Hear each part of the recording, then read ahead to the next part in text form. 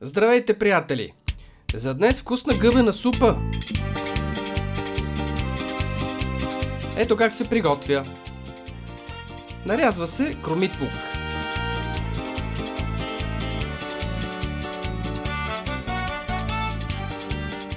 След това нарязвам пресни печурки, а може да бъдат и консервирани. Супата може да се направи и с други гъби, каквито обичате. Рецептата е универсална. Време е сега да затопля масло и да сложа зехтин или олио. Така маслото няма да прегори. На умерен огън слагам лука и гъбите и ги задушавам за 5-6 минути.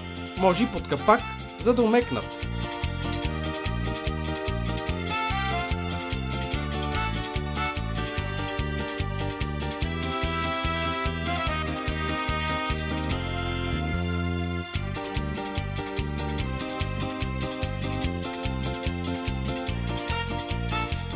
Нарязва се на малки купчета картоф и се слага при задушените гъби.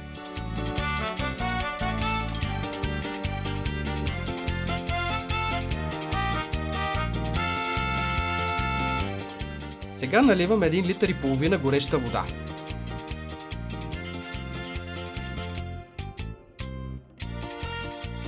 Посолявам и подправям с млян черен пипер. Слагам и 2 скилитки чесън.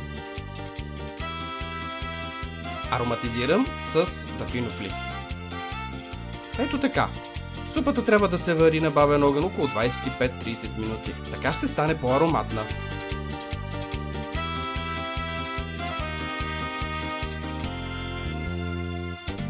Гъбите вече се свариха, картофите също и сега трябва да оплътня супата, като смеся сметана с горещия бульон. Това е важно, за да не се пресече сметаната.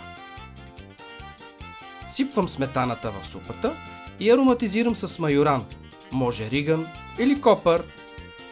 Продължавам варенето за кратко, за 5 минути и ето как изглежда готовата супа. Ето и рецептата.